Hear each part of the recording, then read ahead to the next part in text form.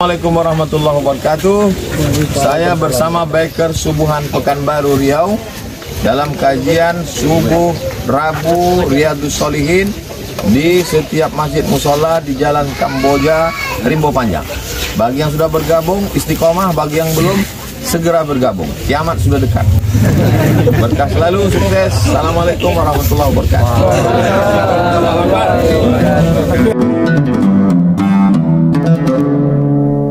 Kita cukupkan sampai hadis 79. Nomornya sama semua sama kitab itu.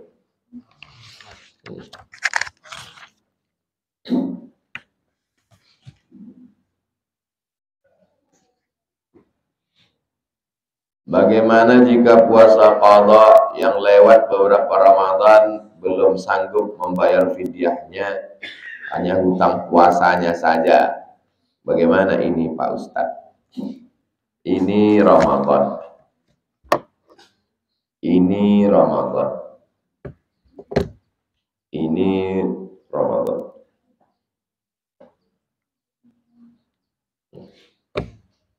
Ramadan yang ini tinggal puasa antum 7. Mesti diqadha sebelum sampai Ramadan. Maka mereka dulu berlomba-lomba menggantinya di Sya'ban. Hadis riwayat Sayyidatuna Aisyah. Yang kami tak sanggup mengganti, kami ganti di Sya'ban. Kalau sampai Sya'ban dia lewat Ramadan, dari Ramadan lalu sampai ke Ramadan ini, yang Ramadan lalu 7 hari belum digantinya, sementara besok sudah Ramadan, insyaallah kita tunggu sidang isbat nanti malam. Maka digantinya di sini, dia kena denda. 1 harinya qadha tambah 1 fid. Maka berarti di sini dia kena qadha plus fidyah. Kenapa muncul fidyah? Karena tidak mengqadha di sini. Lalu muncul Ramadan berikutnya. Apakah kalau tak digantinya di sini lewat Ramadan ini fidyahnya menjadi 2 kali lipat? Enggak. Fidyahnya tetap 1. Jelas? Fidyahnya tetap 1.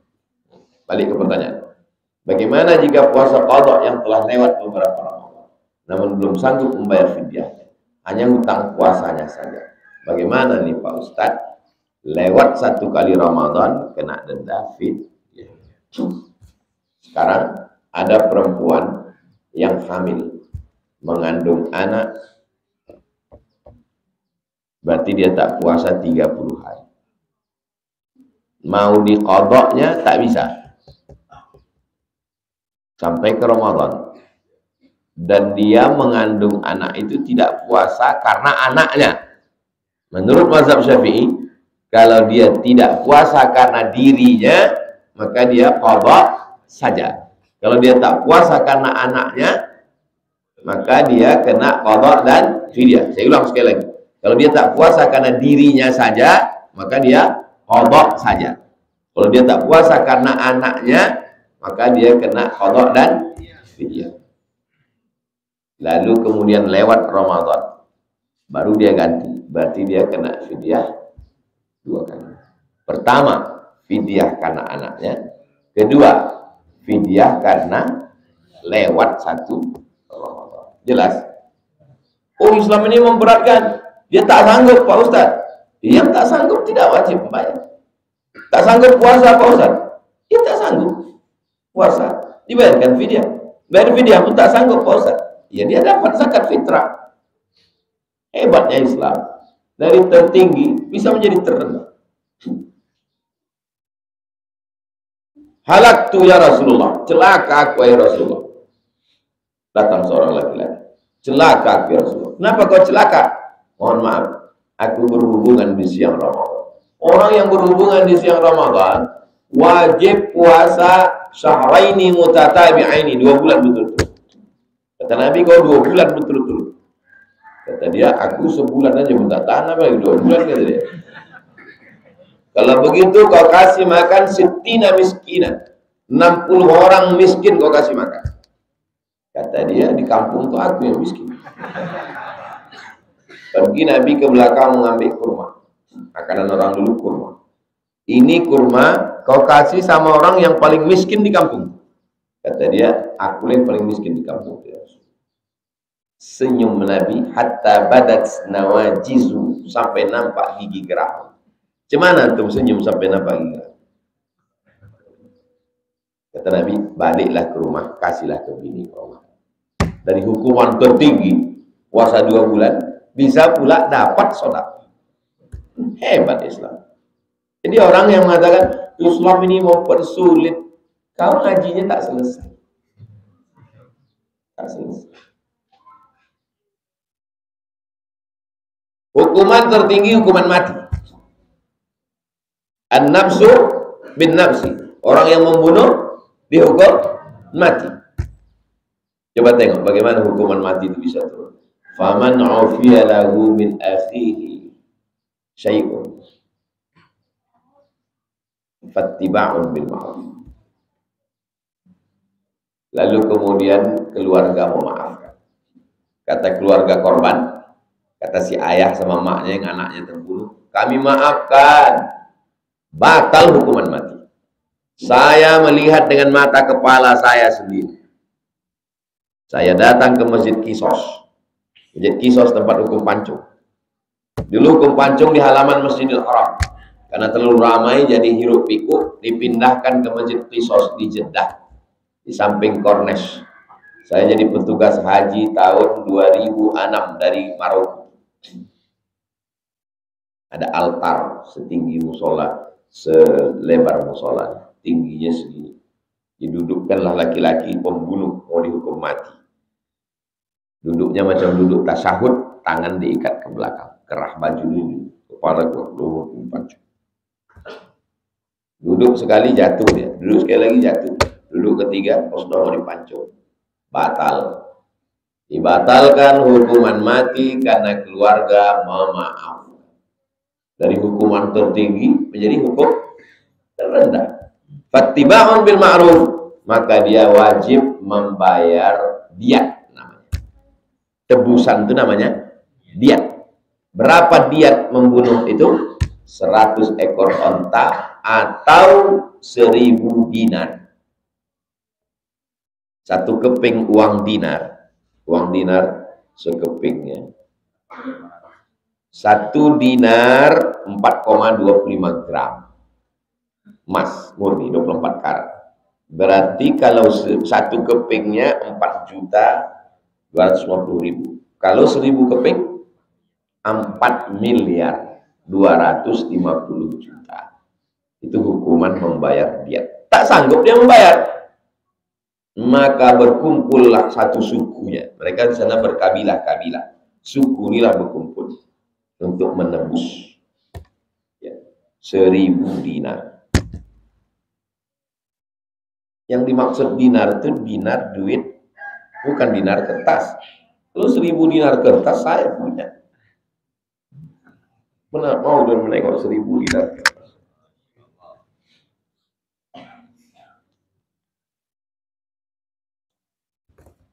Alfu dinar,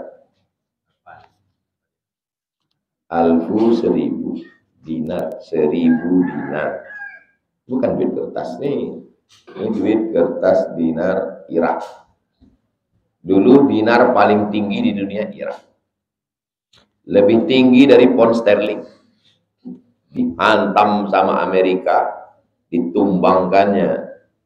Siapa yang dibunuh Amerika? Saddam Hussein. Digantung orang itu Saddam Hussein.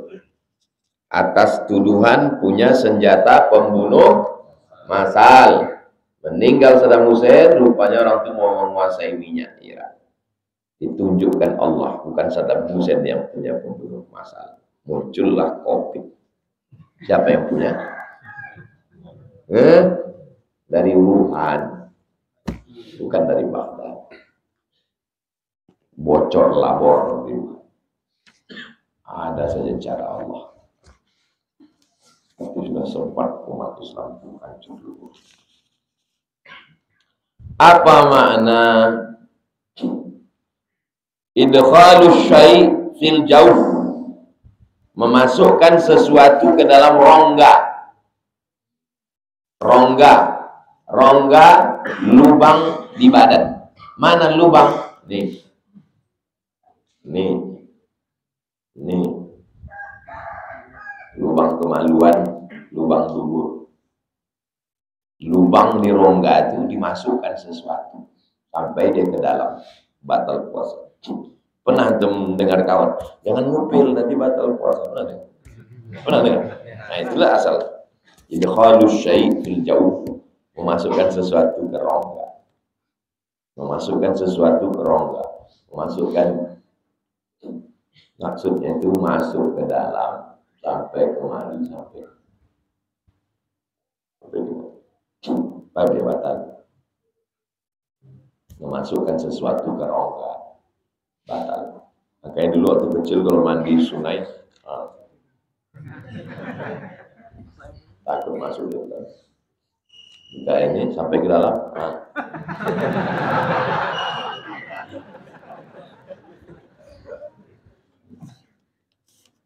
Jadi kalau sekedar masuk tak sampai ke dalam, tak batal. Kalau tak batal, kenapa kita dilarang untuk kumur-kumur mubalaghah?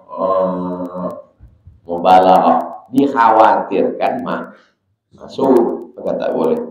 Dikhawatirkan masuk di dalam. Itu namanya ihtiyat, hati-hati. Mana yang paling utama? Bersedekah ke keluarga yang susah, atau ke orang lain yang susah, atau ke masjid, atau ke panti asuhan. Wal jari dzil qurba wal jaril junubi, itu urutannya. Tetangga yang kerabat, tetangga yang tak kerabat. Ada tetangga kerabat, ada tetangga tak kerabat. Siapa didulukan? Tetangga yang kerabat. Itu tetangga kau? Iya. Ada hubungan? Entah ada. Ambo jujur sakampung sih. Yang itu? Itu mama, apanya mama ambo. Kemana bersedekah duluan? Yang jarizil kurba, yang ada hubungan kerabat. Tapi orang biasanya lebih mau mengasihi orang lain daripada kerabat. Kenapa begitu? Karena kalau ngasih orang lain harum nama. Kalau ngasih ke saudara kurang terus. Ya wah keluar juga ketek banget. Cukup sampai rayu. Itulah mengapa orang lebih mau ngasih ke orang lain. Ustadz Somad, Ustadz selalu memuji Pak Bulan waktu datang ke kampung kami. Karena dia orang kaya di Pekanbaru, membagi beasiswa. Tahu tak Ustadz? Sekali pun tak pernah dia membagi di kampung. Ada itu di Riau. Orang kampungnya pesan ke saya, tolong ceramah ke dia Pak Ustadz. Bukan baru, bukan main, dia dermawan. Di kampungnya tak ada dia bagi. Itulah maka saya buat di kampung emak Yayasan Wakaf Hajah Rohana berbagi di kampung dia. Sejak dia meninggal sampai sekarang tak putus 200 paket. Saya dan dibantu oleh jemaah. Supaya jangan sampai kita harum nama di kampung orang, di orang lain, tapi keluarga pelit. Ada tak orang model begitu? Ada. Makanya antum nanti setelah antum sukses, jadi pejabat, jadi orang kaya, maka bagi dulu yang dekat-dekat. Yang miskin, yang susah. As-sadaqatu lil fuqara sadaqah. Bersedekah ke fakir miskin nilainya cuma satu sedekah. Tapi bersedekah kepada kerabat dua. Pertama sedekah, yang kedua silatu usaha. Tak bisa banyak, sedikit. Tak penuh ke atas, ke bawah. Jangan sampai tidak sama sekali. Jelas? Mana lebih bagus dengan ke masjid? Mana yang paling membutuhkan? Itu. Mana yang paling membutuhkan? Ini Pak Ustadz sama-sama lapar. Tanya dia. Kau lapar? Lapar Pak. Kau tak bersuara lagi. Ambil dulu. Oh, sama-sama lapar. Tak bersuara lagi. Tak berbunyi lagi. Kau mau apa? pisang pun jadilah bakal pis kita kasih sampai ke ujung. Mana yang paling membutuhkan ya kasih. Saya melihat di Masjidil Haram aparat keamanannya baik dalam luar masjid saat melakukan sholat. Mengapa mereka tidak sholat? Sementara sholat berjamaah wajib hukumnya. Kalau berjamaah lah yang menjaga Ka'bah di samping. Antum bayangkanlah cemana Hajar Aswad, cemana pintu Ka'bah, cemana Hijr Ismail, cemana khotib itu. Sedangkan tegak aja pengawal tuh khotib tuh hampir ditikam orang. Coba tengok, tulis di Google tuh, khotib Masjidil Haram ditikam orang. Pengawal gagah tegas. Bukan tak sholat, mereka sholat setelah selesai sholat kloter pertama, baru mereka sholat kloter kedua. Apa dalil sholat kloter kedua? Nabi duduk sama sahabat. Masuk waktu sholat, Nabi sholat. Selesai sholat, Nabi pulang ke rumah, sahabat duduk di masjid. Tak lama datang orang kampungnya, mereka minta dia jadi imam. Dan mereka sholat lagi di masjid. Apa dalil dari kisah? Pertama, bahwa ada sholat kloter kedua. Yang kedua, bahwa orang yang tadi sudah sholat bersama Nabi. Dan sekarang dia sholat lagi. Apa hukum sholatnya yang kedua? Sholat yang pertama sama Nabi tadi sholat apa namanya? Wajib. Sholat yang kedua itu apa? Sholat sunnah. Dapat fadilah keutamaan. Tak wajib lagi. Itu namanya untuk dapat fadilah sunnah. Dia yang jadi imam tuh sholatnya apa? Sunnah. Makmumnya wajib. Itulah dalil boleh berimam kepada orang sholat sunnah. Mazhab Syafi'i cuma yang paham. Mazhab lain tak paham. Allah usalli sunnatal zuhri rak'ataini ba'diyatan lillahi ta'ala. Mau balik kampung nih puasa. Tak lama datang orang berkumpul. Antum pun sholat. Antum sholat apa? Sholat sunat. Makmum betul? Sholat wajib. Selesai sholat, mohon maaf ya Pak, tadi saya sholat sunat. Bapak kan sholat wajib. Kata bapak tuh kok bodoh kali. Tak tahu kau rupanya riwayat ada Nabi sholat, sahabatnya sudah sholat, Nabi pulang, sahabatnya duduk, orang kampungnya datang. Kalau kau tak mengaji di jalan Kamboja, ngaji kau dalam Kamboja. Oh yang sama-sama ya, saya datang kok. Kenapa kau tak tahu? Tak ingat saya. Lain penyakit kau. Ini dalam satu hadis itu bisa 10 fikih. Satu hadisnya bisa 10 fikih. Yang bisa menangkap fuqaha, orang-orang ahli fikih. Jadi tentara-tentara di Masjidil Haram itu mereka sholat. Kenapa saya tak lihat? Tak pula orang itu melapor ke kalian. Begitu luasnya Masjidil Haram, berapa kali lapangan sepak bola itu. Anda tahu kita mereka sholat di mana. Tapi kalau mau yakin juga, kalian hintai lah nanti. Kalau dekat polis itu. Habis tanya deh, di mana ada pistol? Kenapa kau tak sholat? Cabutnya pistol tembaknya tuh. Ya kali kita kalau.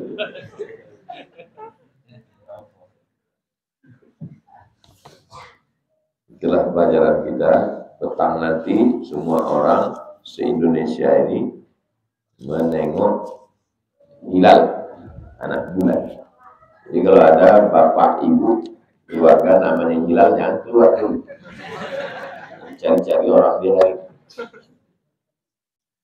Kalau nampak petang nanti hilal itu munculnya sore, tak lama dia 5-10 menit. Nampak petang nanti hilal berarti besok kita puasa. Kalau tak nampak hilal berarti tak puasa. Apa hubungannya dengan hisab? Ilmu hisab, ilmu astronomi itu membantu ru'yah. Sepakat Mabim, M-nya menteri, A-nya agama, B Brunei, I Indonesia, M Malaysia, S Singapura. Mabims, Menteri Agama Brunei, Indonesia, Malaysia, Singapura, menetapkan kalau 3 derajat baru disebut hilal. Misalnya semalam tak ada derajat. Semalam hari Selasa. Tiba-tiba semalam ada orang mengaku menengok hilal. Maka terbantahkan hilalnya. Siapa yang membantah? Astronomi. Hisab, ilmu hisab membantahnya. Jadi kalau ditanya orang, apa guna ilmu hisab? Ilmu hisab itu membantu roh. Ya.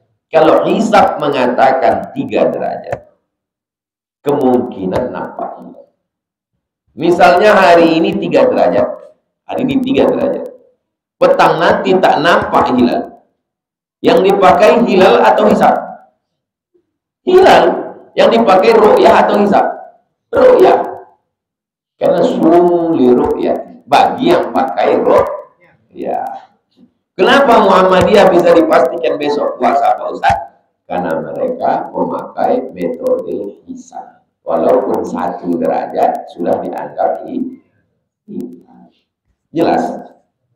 Jadi persimpangannya itu di mana?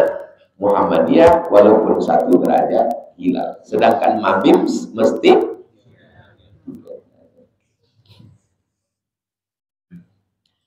ada 2 mahasiswa mendekati 1 mahasiswa. Mahasiswi ini baru mengakui cinta kalau 3 derajat. Kalau 1 derajat. Kenapa kau akhirnya nikah sama anak Usuluddin? Kenapa tak sama anak Tarbiyah? Anak Usuluddin yang 3 derajat. Yang Tarbiyah itu tengok cuma 1 derajat. Berarti dia cintanya namanya cinta Mabims. Dari mana kau tahu 3 derajat? Waktu aku sakit di sini. Waktu ayahku sakit dibawakannya bunga, padahal ayahku minta apel.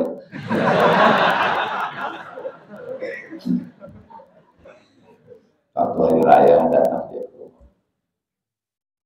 Anak Usuluddin, anak Tarbiyah itu. Anak Tarbiyah tiap hari nanya aja, udah makan, udah belajar, 1 derajat. Tapi ada pula anak psikologi, kata dia 1 derajat pun ku terima. Karena bagiku tak ada maknanya apel, tak ada maknanya bunga kalau tak ada perhatian. Paham kalian? Kadang pendekatan itu lebih, itu bahasa saya, cara ditakribil makna. Pakai 1 derajat, 3 derajat tak paham. Pas pakai istilah itu, oh, itu namanya pendekatan sesuai dengan bahasa. Karena kebetulan kalian banyak mahasiswa. Apa boleh menjamak sholat sebelum berangkat safar?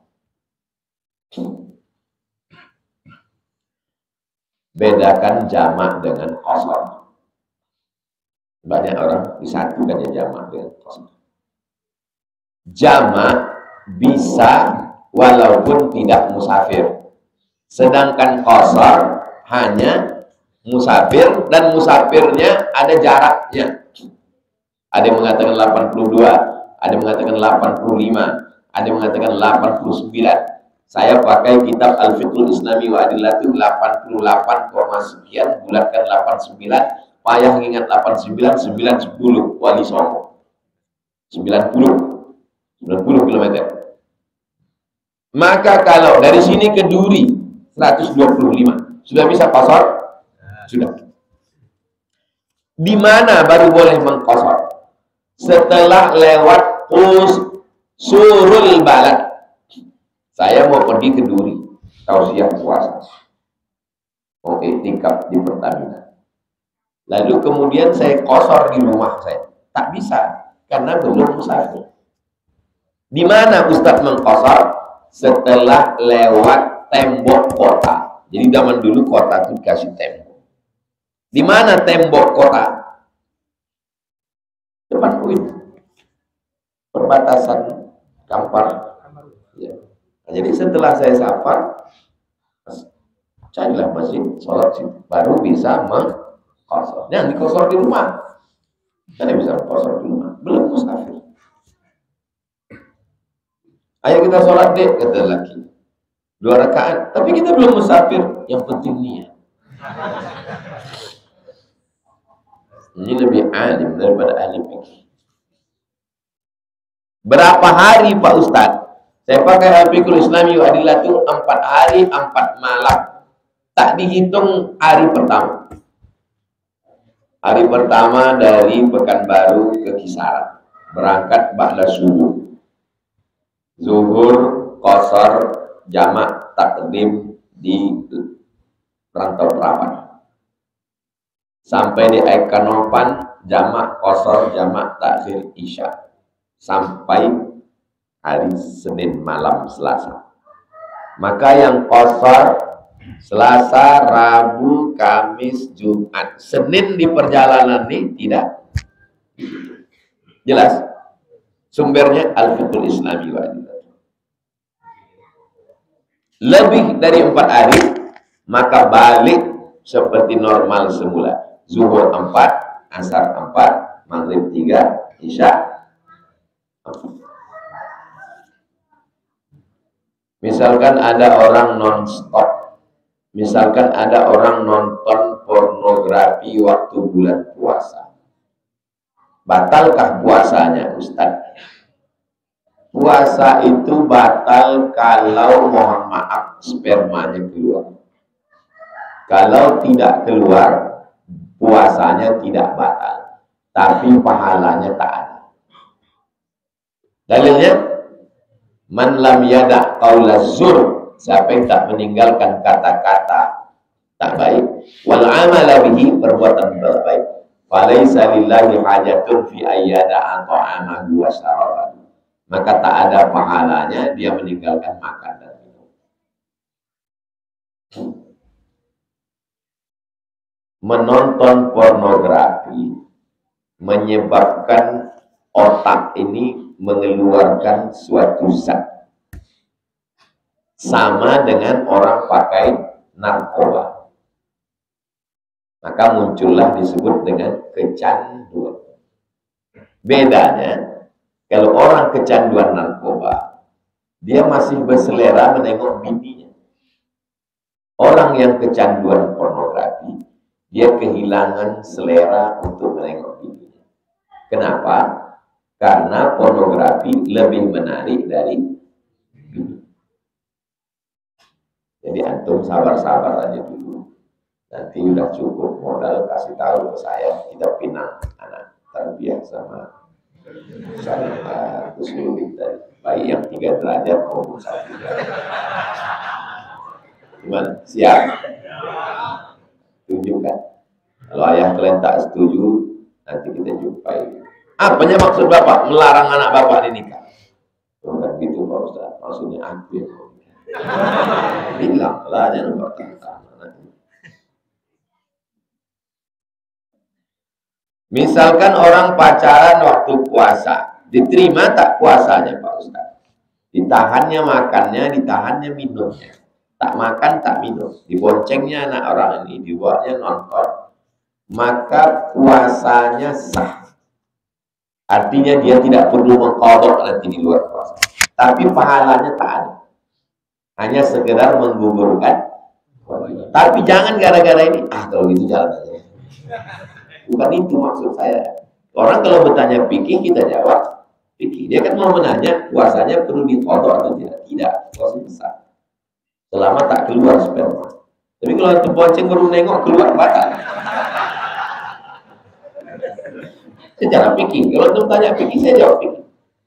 Tapi kalau masalah pahala, tak ada pahala. Sama juga dengan orang bicarakan aib orang lain. Ibu, bagi anak muda yang menarik bagi dia pacar. Tapi bagi ibu-ibu, pacar tak menarik. Yang menarik bagi dia menceritakan aib. Pahalanya tak ada, kosong pahala kosong. Bocor. Bagaimana pendapat Ustadz tentang tauhid dibagi 3? Uluhiyah, rububiyah, asma wa sifat.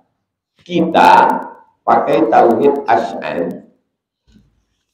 Jadi kalau ada orang mengatakan sifat 20 itu bid'ah karena tak ada zaman Nabi, itu dibuat oleh Imam Asy'ari, maka tauhid uluhiyah, rububiyah, asma wa sifat lebih bid'ah karena itu dibuat Imam Ibnu Taimiyah abad ke-8. Imam Abul Hasan Asy'ari abad ke-3 masih salaf. Salaf itu 3 abad. Abad 1, abad 2, abad 3. Ibnu Taimiyah tidak salaf. Jadi lebih bid'ah mana sifat 20 dengan uluhiyah rububiyah? Lebih bid'ah uluhiyah rububiyah. Tapi bid'ah hasanah. Kami tak mengakui bid'ah hasanah. Bid'ah berdolalah lah.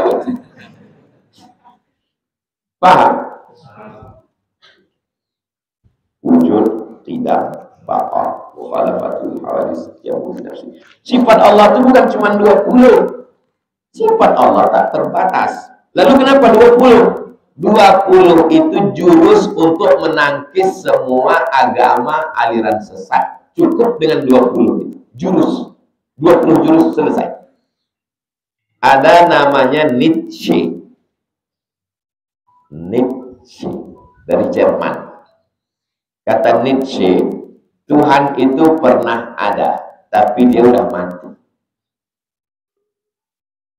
Bantah pakai satu dari sifat 20. Antum udah pernah di sifat 20? Sifat mana tuh? Wujud, tidak, baqa, mukhalafatul hawadis, qiyamu nafsihi, wadaniyah, qudrat, iradah, ilmu, ayat, sama, basar, kalam. Yang mana membantah Nietzsche? Baqa. Masak tauhid ibu itu dari kalian mahasiswa. Wujud, kidam, baqa. Apa beda kidam sama baqa? Kidam tak berawal, baqa tak berakhir. Kalau Tuhan mati berarti mati bukan Tuhan. Terbantah dengan baqa. Berarti tak masa sifat 20 kalian. Ibu itu tahu dia. Bisa dibantahnya Nietzsche. Oke, baqa. Nabi Isa itu Tuhan. Bantah punya sifat 20. Hah? Sifat apa? Baqa. Nabi Isa belum mati. Nabi Isa belum mati. Menurut Ahlus Sunnah. Sifat mana yang membantah Nabi Isa Tuhan? Qidam. Karena Tuhan tak berawal. Nabi Isa berawal. Lahir dia. Siapa yang melahirkannya? Maryam. Maka Maryam dan Isa bukan Tuhan. Sifat 20 itu jurus, bukan batasan. Jelas? Gimana 2 SKS tauhid? Uluhiyah, rububiyah, asma dan sifat juga adalah ijtihad. Bukan Nabi yang mengajarkan. Ijtihad ulama. Sifat 20 juga ijtihad. Kenapa Ustaz pakai sifat 20? Itu yang saya pelajari di ibtidaiyah, wujud, tidak, baqa, baru menyanyi-nyanyi. Waktu di sanawiyah baru pakai kitab, namanya Al-Usulul Hadiyah. Waktu di aliyah pakai kitab, namanya Ad-Dasuqi ala Ummil Barahir. Di Al-Azhar pakai kitab. Syekh kami di Azhar yang menulis kitab. Sifat 20. 4 kali belajar sifat 20. Sekolah, sanawiyah, aliyah, di Al-Azhar. Sifat 20. Di mana kritik ulama Asy'ari terhadap uluhiyah, rububiyah, asma wa sifat. Orang uluhiyah, rububiyah, asma wa sifat mengatakan bahwa Abu Lahab itu bertauhid, tapi tauhidnya baru rububiyah. Abu Jahal, Abu Lahab itu kata mereka bertauhid, tapi tauhidnya baru rububiyah. Hai Abu Jahal, siapa mencipta kau? Allah. Siapa mengasih kau rezeki? Allah. Siapa yang menghidupkan dan mematikan? Allah. Abu Jahal baru bertauhid rububiyah, tapi belum tauhid uluhiyah. Mereka mengatakan tauhid uluhiyah. Maka mereka yang pakai tauhid uluhiyah, rububiyah ini mengatakan Abdul Somad itu sama dengan Abu Lahab. Karena Abdul Somad masih bertawassul waktu berdoa. Bertawassul dengan Nabi, bertawassul dengan wali-wali Syekh Abdul Qadir Al-Jilani. Abdul Somad tauhidnya baru sampai rububiyah. Yakin Allah mencipta, yakin Allah mengasih rezeki, yakin Allah menghidupkan dan mematikan. Tapi belum bertauhid uluhiyah. Tauhid ini dipakai mereka untuk mensyirikkan umat Islam. Paham? Sedang mahasiswa aja tak paham. Apalagi orang awam. Makanya kalau ada orang, kenapa Ustaz tak pernah bahas di dalam tabligh akbar? Baru 1 derajat. Ini berat. Dia bisa ya juga bawa ngaji. Tapi yang saya cakapkannya itu paham. Tauhid ini dipakai untuk mensyirikkan bahwa antum yang bertawassul baru rububiyah, belum uluhiyah. Ya, antum masih syirik seperti syiriknya Abdullah. Jadi kalau antum ketemu mereka mencaci maki saya tausiah, dulu dia di tiang itu kakinya selonjorkannya kakinya ke depan. Heran yang lain, Ustaz, kok gitu dia ke Ustaz, kok tak beradab? Antum yang udah paham antum kan? Kenapa diselonjorkannya kakinya ke saya? Karena dia melihat saya seperti paham.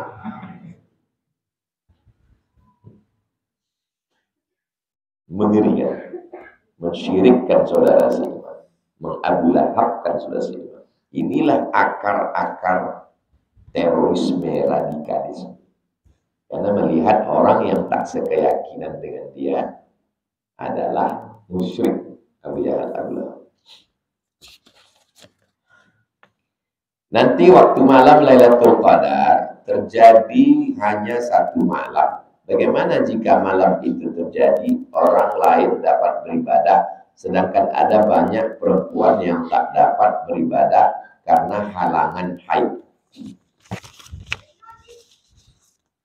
Orang yang haid, menurut mazhab yang saya yakini, tak boleh melakukan sujud, tak boleh masuk masjid, tak boleh megang Quran, tak boleh bawa Quran, tak boleh baca Quran, tak boleh sholat, tak boleh puasa, tak boleh iktikaf, tak boleh tawaf karena di dalam 7. Tapi dia bisa bertasbih, bertahmid, bertakbir, beristighfar, bersolawat. Ya Rasulullah, man ahaqqun ayul a'mal khairun? Apa amal yang paling baik ya Rasulullah? Apa kata jawab Nabi? Antufariqad dunya wa lisanuka ratbun bi zikrillah. Kau tinggalkan dunia, lisanmu dalam keadaan pasrah, berzikir, mengingat. Zikir. Jadi perempuan yang berhalangan, apa amal dia? Zikir. Malam Ramadan jangan tinggalkan zikir. Seminim-minim zikir, istighfar 100, sholawat 100, la ilaha illallah 100. Itu udah zikir minimalis. Istighfar 100, sholawat 100, la ilaha illallah 100.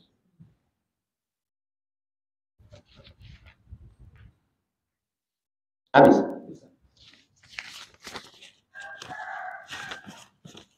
Itulah kaji kita pada syukur.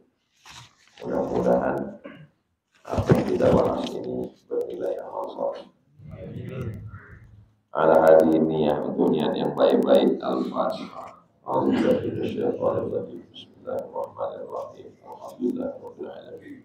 Ar-Rahmanir-Rahim. Maliki yaumiddin. Iyyaka na'budu wa iyyaka nasta'in. Ihdinas siratal mustaqim. Siratal ladzina an'amta 'alaihim ghairil maghdubi 'alaihim waladdallin. Allahumma shalli ala sayyidina Muhammad wa ala ali sayyidina Muhammad salatan tubjina biha min jami'il ahwal wal afat, taqdilana biha jami'al hajat, tutahhiruna biha min jami'is sayyi'at, tarfa'una biha 'indaka 'ala darajat, tuballighuna biha aqsal ghayat min jami'il khairati fil hayati wa ba'dal mamat. Innaka sami'un qaribun mujibud da'wat ya qadiyal hajat. Rabbana atina fid dunya hasanah wa fil akhirati hasanah wa qina adzabannar. Sallallahu alaihi sayyidina Muhammad wa ala alihi wasallam. Allahu minkum. Salat sunat isyraq 2 rakaat. Usalli sunnatal isyraq raka'ataini lillahi ta'ala.